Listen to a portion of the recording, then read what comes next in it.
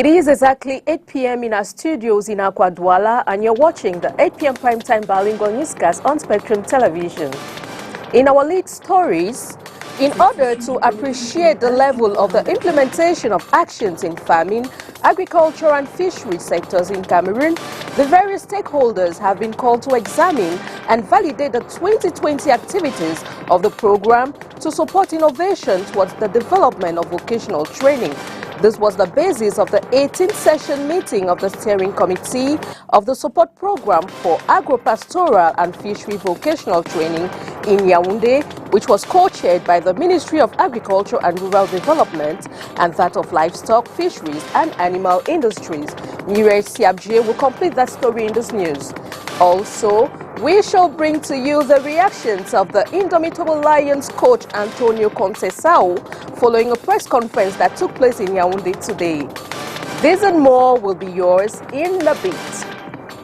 Good evening, ladies and gentlemen. Thanks for joining in on the 8 p.m. bilingual newscast on Spectrum Television. We'll begin right away in Molière language with you, Leila Renganze. Good evening, Leila. Bonsoir à vous, Christelle Assec. Mesdames, bonsoir, monsieur, bonsoir et merci d'être avec nous. 20h sur les antennes de Spectrum Télévision, c'est le journal. Le ministre de l'Agriculture et du Développement Rural a co-présidé ce jour avec son homologue de l'élevage, des pêches et des industries animales la 18e session du comité de pilotage du programme d'appui à la rénovation et au développement de la formation professionnelle dans les secteurs de l'agriculture, de l'élevage et des pêches. Les 10 travaux ont permis de mettre en lumière les jeunes qui ont déjà pu bénéficier de l'accompagnement de ce projet. Mireille Siabje. Du programme d'appui à la rénovation et au développement de la formation professionnelle dans les secteurs de l'agriculture, de l'élevage et des pêches, phase de consolidation et de pérennisation, marque un tournant décisif dans la mise en œuvre des activités du programme. Le programme AFOP est rentré dans sa 3e phase avec 2 missions essentielles. Premièrement, consolider et perfectionner les acquis des phases précédentes. Deuxièmement, pérenniser les acquis de la rénovation. À mi-parcours de cette phase, les actions de consolidation et de perfectionnement sont visibles et se poursuivent, notamment avec le développement des bassins de production des jeunes formés et insérés. Et il est temps que celle de la pérennisation le soit tout autant. Parlant justement du projet, voici les résultats que présente aujourd'hui la FOP. C'est un dispositif qui est aujourd'hui 122 structures, dont 96 centres et 26 écoles qui couvrent l'ensemble du territoire, qui préparent les jeunes à 11 parcours de métiers et qui, au terme desquels on accompagne certains à s'installer et à créer de la richesse. Et nous venons justement de démontrer que l'étude de l'économie de tout ce travail nous montre que les jeunes que nous avons installés, qui sont 3800 aujourd'hui, ont produit l'année dernière une richesse de 6,5 milliards. Contribuer à l'emploi des jeunes et à la croissance inclusive et durable des territoires ruraux au Cameroun. C'est l'objectif du dit projet dont les apprenants bénéficient de l'accompagnement financier du gouvernement. Pour les former, l'État du Cameroun dépense environ 2 95 000 pour former un, mais au bout de la 2e année, le jeune a remboursé à l'économie puisqu'il est capable, il génère 3 millions, donc ça veut dire qu'il rembourse à l'État du Cameroun tout ce que l'État a dépensé et nous pensons donc que c'est un investissement qui vaut la peine. Au cours des présentes assises, les différents acteurs sont appelés, entre autres, à examiner et valider les activités 2020 du programme d'appui à la rénovation et au développement de la formation professionnelle dans les secteurs de l'agriculture, de l'élevage et des pêches, afin d'apprécier le niveau général de mise en œuvre de ces actions. En économie, le délai de paiement des soldes des impôts pour l'exercice 2020 est prorogé de près d'1 mois et demi. La décision est du ministre des Finances et elle est motivée par la crise actuelle, la crise sanitaire Covid-19. Plus de détails avec Inès Pangan. Au lieu du 15 mars 2021, les contribuables relevant de la division des grandes entreprises de la Direction générale des impôts ont désormais jusqu'au 31 mars 2021 pour solder leur ardoise auprès du fisc en ce qui concerne l'année 2020. Dans le même temps, la date du 15 avril 2021 est retenue pour les contribuables relevant des centres des impôts des moyennes entreprises au lieu du 15 mars 2021, soit une prorogation d'1 mois. La décision vient du ministre des Finances, Louis-Paul Motazé. Et d'après le communiqué officiel, elle vise à accompagner les contribuables dans le contexte de crise sanitaire persistante et de dématérialisation des procédures fiscales. Les plus grands bénéficiaires de cette mesure gouvernementale sont les contribuables des centres divisionnaires des impôts qui constituent également le plus gros contingent des contribuables dans le pays. Ceux-ci bénéficient d'une prorogation d'1 mois et demi. Ils ont désormais jusqu'au 30 avril 2021 pour solder les impôts de l'année 2020 au lieu de ce 15 mars 2021. Pour le journal en ligne Investir au Cameroun, cette mesure devrait réduire la pression autour des opérateurs économiques. Après les dégâts de l'année 2020, ces derniers nourrissent désormais des craintes sur les ravages que pourrait causer sur le tissu économique local la deuxième vague de la pandémie du coronavirus.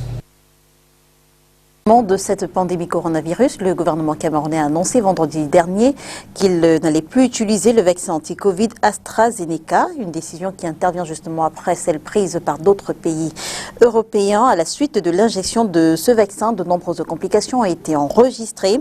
Distribué en Afrique grâce notamment à l'initiative COVAX, un plan mondial lancé en 2020 afin de garantir l'accès au vaccin pour les pays très pauvres. Ce vaccin a été suspendu par le Danemark, la Norvège et bien sûr l'Islande. Pourquoi le Cameroun s'est-il précipité vers ce vaccin pour se rétracter brusquement par la suite?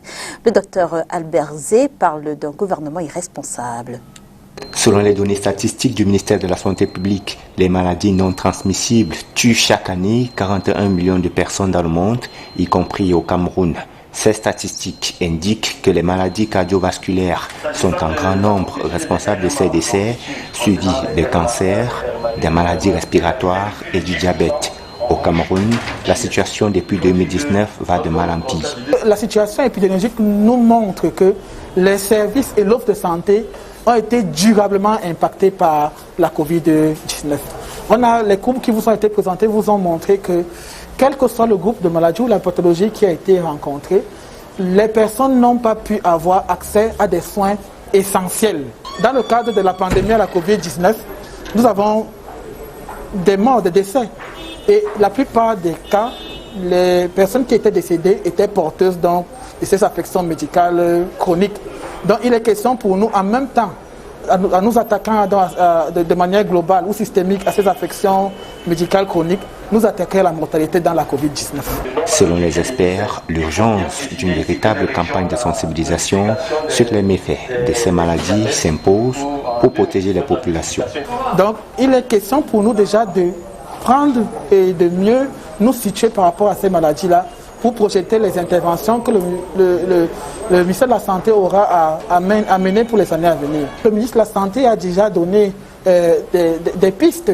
Il a demandé à la plupart des hôpitaux de formation sanitaire de lancer des journées portes ouvertes pour que rapidement les gens reprennent l'habitude de revenir à l'hôpital et qu'ils puissent être soignés.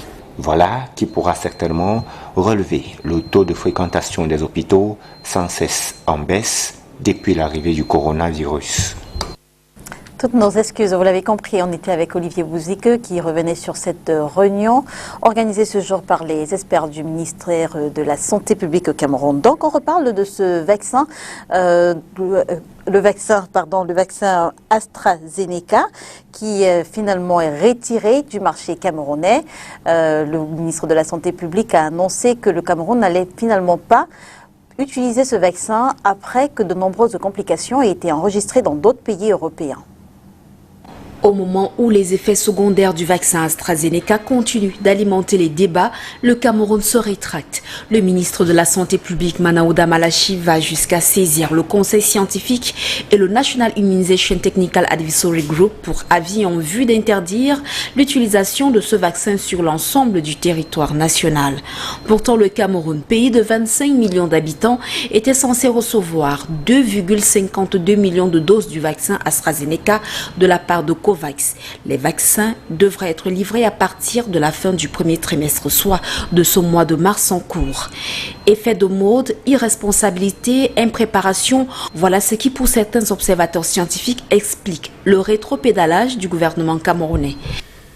La facilité avec laquelle le gouvernement se rétracte démontre clairement l'impréparation du gouvernement et également, je dirais, par la suite l'irresponsabilité de beaucoup d'entre eux qui ont pris la décision d'aller vers la vaccination et de choisir en quelque sorte un vaccin sans toutefois avoir une expertise ou alors une étude véritable, une étude clinique sur le vaccin en question. Donc cela a été fait pratiquement sur la base d'une simple expérience de loterie. Pourquoi s'obstiner à faire un vaccin alors que le pays ne dispose d'aucune logistique pour tester l'efficacité et la qualité du produit? Notre gouvernement n'a pas encore véritablement saisi les enjeux d'une santé meilleure par rapport à la population camerounaise. Donc nous avons encore ce manque de volonté gouvernementale qui fait que on prend toujours des questions de santé à la légère et on se permet de prendre des décisions sans toutefois les évaluer en quelque sorte en profondeur sur les effets que ça peut produire dans le cadre de la santé des populations. Et nous nous retrouvons une fois de plus aujourd'hui avec une expérience carrément qui est, je dirais, une expérience malheureuse qui expose une fois de plus cette insouciance et ce manque de volonté gouvernementale qui fait que on peut faire des choix qui sont généralement pas optimales pour la santé des populations. En croit cet expert, le gouvernement camerounais gagnerait à faire profil bas, observer mieux la scène et se retirer de toute cette concurrence qui agit au niveau du marché international des vaccins où chacun veut positionner son vaccin comme étant le meilleur. Et puis avec le professeur Jean Baïbek, on revient sur l'importance des vaccins, notamment dans la lutte contre la Covid-19. On va dire, la phobie qui va avec les vaccinations, il faut que les Africains comprennent que les vaccinations nous ont plutôt servi à... Moi, je peux dire que lorsque j'étais étudiant, mais si on avait des salles complètes, pleines, avec les rougeoles, et en 4 ans de ma suspension, je suis devenu médecin-chef et fait la médecine générale, je n'ai plus vu la rougeole. Donc vous êtes totalement, vu la méningite. Vous êtes totalement pour le vaccin. Donc je suis pour les vaccins. Mais il faut comprendre les Camerounais. Les Camerounais, il y a une intoxication dans les réseaux sociaux qui dit que les vaccins portent un poison qui risque soit de stériliser nos femmes, soit de nous éradiquer. Il faut comprendre le peuple. Pourquoi vous voulez que le peuple ne se méfie pas des groupes mondiaux qui s'offusquent que nos femmes accouchent beaucoup? Pourquoi vous voulez qu'ils ne soupçonnent pas de vouloir éradiquer? Qui a organisé la traite nucléaire? Qui a organisé est-ce que ce couple-là est fini? Qui a organisé la colonisation? Donc l'appréhension du peuple est légitime. D'accord. Ce que l'exécutif doit faire ici, comme le président. Et dans une note, le ministre des Enseignements secondaires annonce que la présentation des résultats du test contre la Covid-19 est désormais le passage obligé avant tout accès aux établissements scolaires au Cameroun. Il faut dire que les mesures prises depuis le début de cette année scolaire par le MINESEC ne sont pas du tout faciles à respecter dans les écoles. Inès Pangan. Le respect de la mesure de la distanciation physique dans les salles de classe n'est pas une évidence. Même le principe des mi-temps, établi par les autorités administratives pour faciliter la mise en pratique de cette règle, n'aide pas les responsables d'établissement. La mi-temps signifie que vous allez multiplier le nombre des enseignants par 2. Et c'est ces moyens-là que nous n'avons pas. Et si vous dites que vous allez augmenter la pension, les parents ils vont fuir. Ils ne vont pas payer la scolarité là.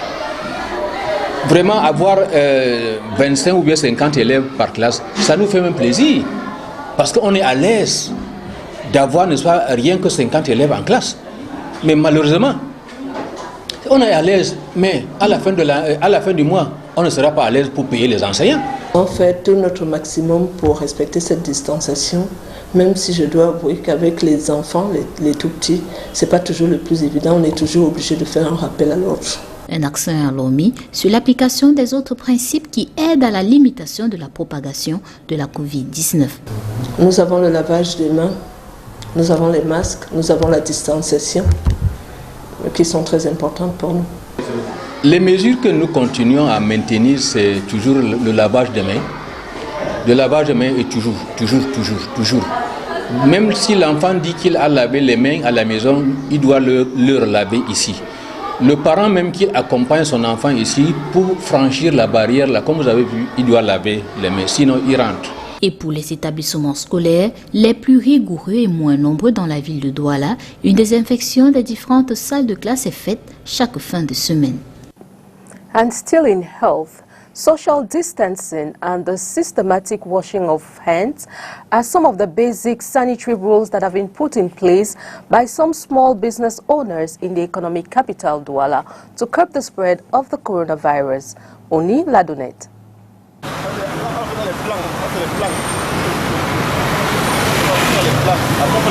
Regular hand washing and maintaining social distancing is the defense mechanism adopted by some small business owners in Douala in order to avoid contracting the coronavirus disease. Concerne les mesures que je prends à mon niveau pour pouvoir éviter.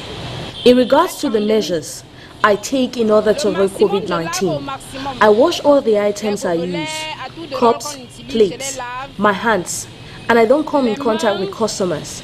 We greet from afar. Je ne me rapproche pas trop des clients. On ne se salue même pas avec les mains. On se dit bonjour, bonjour, bonjour, c'est bon. C'était le Covid-19, comme d'habitude, on nous a conseillé le port de masque. Et déjà avec nos clients, nous prenons les mesures distanciatives. As usual, we wear our mask and respect social distancing. With customers, we make sure the environment is clean. Nous portons les masques et concernant pour le commerce, comme vous voyez là, nous rassurons que l'endroit est toujours propre. Despite the upsurge of COVID-19 cases in Cameroon, this pandemic is still looked over as a myth by many Cameroonians. C'est pas encore trop, les clients ne se donnent pas trop cette peine-là de ne pas trop se coller.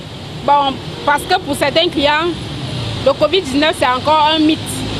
C'est pas une réalité. Customers do not want to hear about COVID-19 because most of them think COVID-19 is a myth. It's a reality.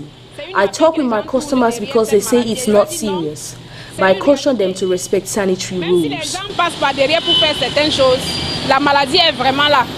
Mais nous devons faire des choses pour nous éviter d'être contaminés.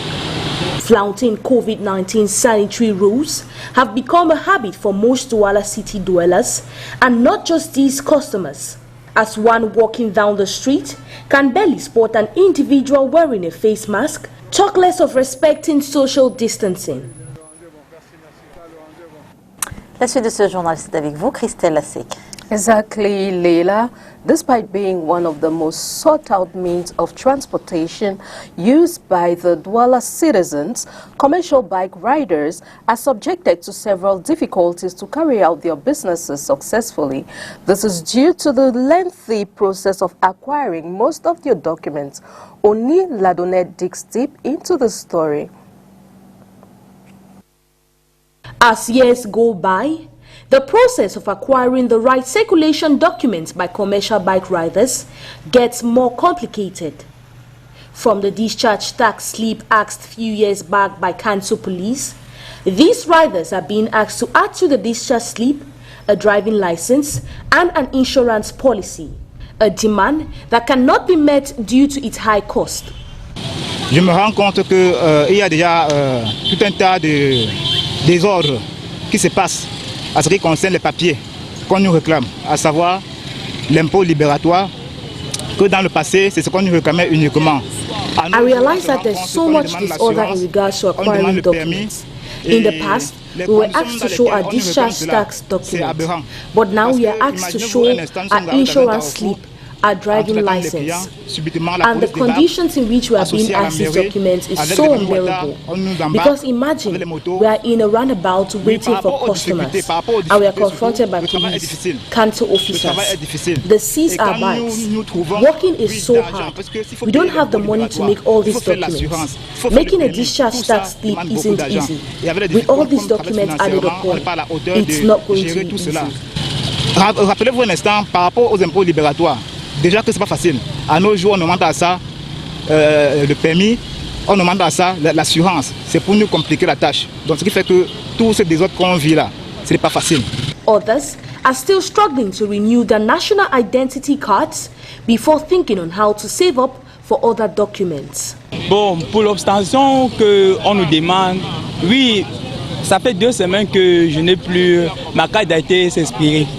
Comment est-ce que je vais faire alors pour pouvoir obtenir mon permis de conduire puisque tu ne peux pas faire le permis sans carte d'identité? In regards to the documents being demanded, I don't even have my ID card. It's been over 2 weeks since it expired, but I have not been able to renew it. And you cannot get a license without an ID. Even when you try renewing it, it's very difficult. You have to bribe so the line will go quick. Bon, au niveau du financier, c'est exactement financier. Parce que quand tu arrives, il y a des fois les 2 rangs comme ça, tu es obligé peut-être de choquer pour qu'on puisse avancer avec toi pour pouvoir régler. Mais tu n'as pas de moyens là. Ça fait 2 semaines que j'ai payé ma moto, mais ma carte d'identité là, mais c'est déjà inspiré. With the adverse effect of the coronavirus on their sector of business, these drivers are requesting for some time and understanding from authorities. Question d'argent, dehors du, ça n'est plus facile comme les années précédentes. Pour le moment, pour avoir les pièces, money is difficult to get. The time we are at is difficult. They should give us more time so we can get the documents. Que tout se relance normalement pour qu'on puisse avoir, pour qu'on puisse obtenir nos pièces. It should be noted that out of the over 70,000 bike riders in circulation in Douala, just few managed to secure all the right documents. Culture, comment bien choisir son conjoint? C'est le thème développé dans le roman d'Alice Bébé Coco. L'œuvre L'ombre d'une lumière éclosive vient de paraître. L'auteur présente son livre dans cet extrait. C'est tout simplement un résumé éditorial qui témoigne d'une vie réelle, vécue. Et la trame principale, en fait, c'est le choix de conjoint. Donc l'histoire parle de l'héroïne qui a eu à faire un mauvais choix de conjoint et qui en a payé de ses frais. Mais le choix de conjoint, c'est un thème, si vous remarquez, tous les divorces qui pullulent dans la société, c'est tout simplement dû à un mauvais choix de conjoint, en tout cas pour la plupart. Alors j'ai pensé qu'il était temps de dénoncer, je peux dire, ce fléau, parce que c'est un fléau qui commence vraiment à miner la société. Et quand le mariage ne va pas, la société tout entière en souffre.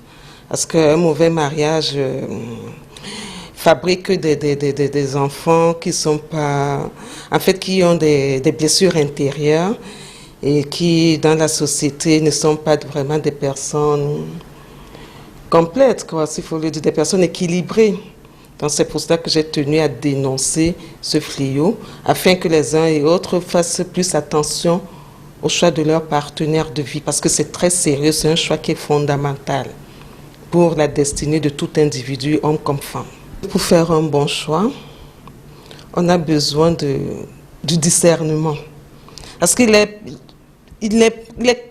quasiment impossible de regarder une personne physiquement et de savoir si c'est une bonne personne ou pas. Ça n'a rien à voir avec la beauté physique, ça n'a rien à voir avec le charme. C'est plutôt une question d'onction. Et qui dit onction, dit Dieu, donc l'Esprit de Dieu. Alors pour faire un bon choix, il faut qu'on ait l'Esprit de Dieu qui nous guide. Sinon, on ne sera pas certain justement d'avoir fait ce bon choix. Il faut que l'Esprit de Dieu nous donne son approbation. Voilà. Donc, c'est juste le Saint-Esprit qui peut nous aider à faire un bon choix de conjoint. We now take you on our international page with a VOA.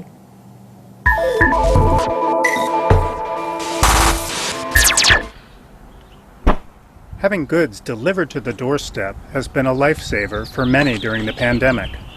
But there are challenges.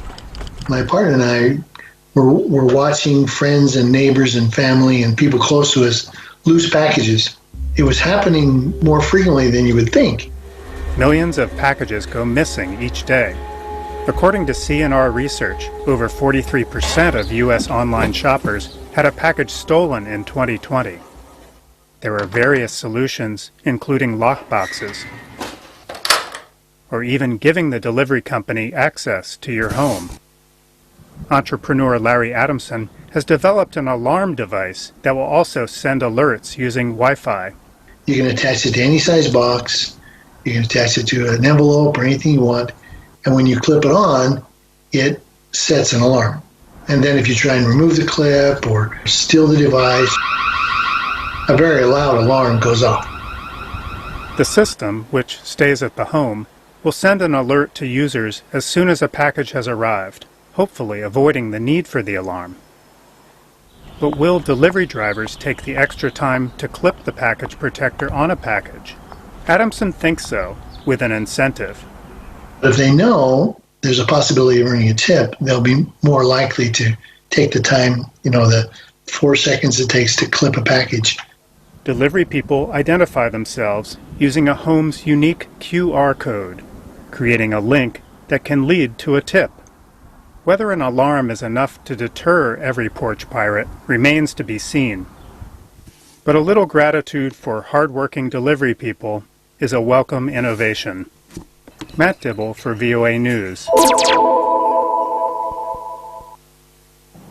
Et puis sport, le sélectionneur des Lions indomptables Antonio Conceição dévoile sa liste des 23. Beaucoup de nouveautés étaient attendues. Je vous propose d'écouter l'entraîneur qui revient sur les attentes du staff technique. Que possam ter essa possibilidade de ver a seleção principal. E é importante que vocês... Je le répète, la porte des Lions indomptables elle est ouverte à tout le monde, indépendamment de leur âge, qu'ils soient jeunes ou qu'ils soient un peu plus âgés. Moi, ce qui me préoccupe ici, c'est la qualité. Nous, on fait un travail de continuité, un travail d'observation. On a suivi tout le CHAN et la préparation du CHAN, tous les matchs de l'équipe du CHAN, tous les matchs de l'équipe des U20. On sait même, les U20, on n'a pas attendu tout simplement qu'ils aillent à la CAN pour les suivre. On les a même suivis ici lors de leur préparation pendant le CHAN, ici à la maison. Donc ce sont des joueurs et des équipes que nous connaissons très bien. Si vous pouvez voir, il y a aussi un travail de continuité par rapport au U23 où le coach Rigobert Song, en échange avec le coach, c'est un travail de continuité. On retrouve beaucoup de joueurs qui sont passés dans les sélections inférieures, dans notre sélection principale. Moi, ce qui me préoccupe en tant qu'entraîneur, c'est de trouver le juste milieu et de trouver le bon équilibre pour l'équipe. Et moi, ce qui compte, je le répète, c'est la qualité du joueur. On a fait nos observations, on a analysé sur différents points, et moi, en tant qu'entraîneur, ce que je recherche pour mon équipe. Donc, j'ai fait ce choix-là, mais tous les autres joueurs, ils sont suivis de très près. Donc il n'y a aucun joueur qui soit du championnat camerounais ou qui soit à l'étranger qu'on ne connaisse pas. On connaît tous ces joueurs-là et moi je fais mes choix par rapport à ça. Et puis pour venir ici en sélection du Cameroun, c'est pas nos états d'âme qui vont nous faire on vient pas, on vient pas. Il faut le prouver par des actes. Quand on veut venir en sélection, on le prouve par des actes. Mais le stage il est fait pour commencer le dimanche soir à Douala.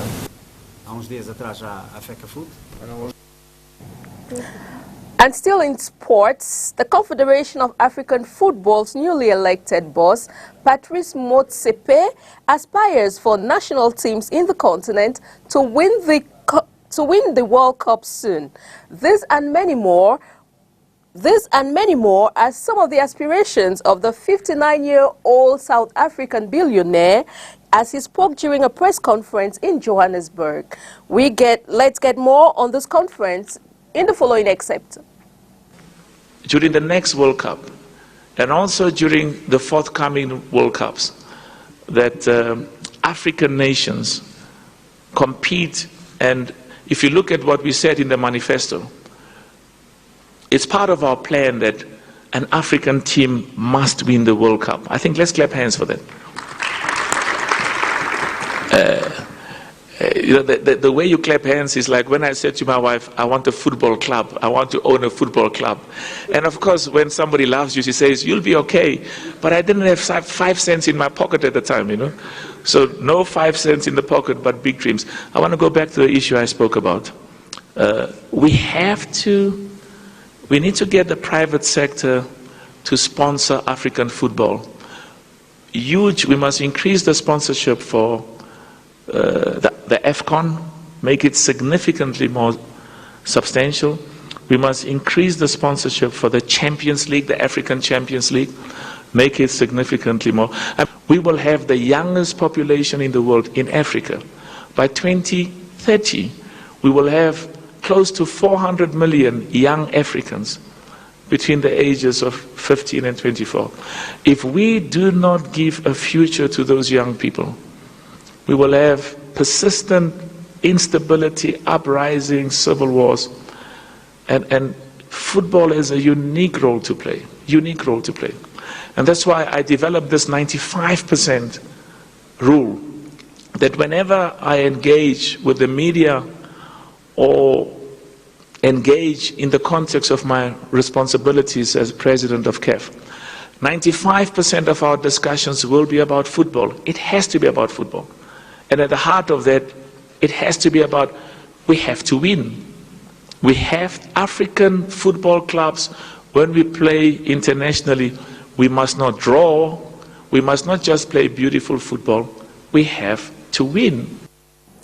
And that's the package we put together for you on tonight's newscast. Thanks for joining in, and do have a blessed night in company of programs on Spectrum Television. Good night, Leila Renganze. Bonsoir à vous, Christelle Assec, mesdames et messieurs. Merci de nous avoir suivis. On se retrouve dès demain 20h sur les antennes de Spectrum Télévision, si bien sûr Dieu le veut. Bonsoir.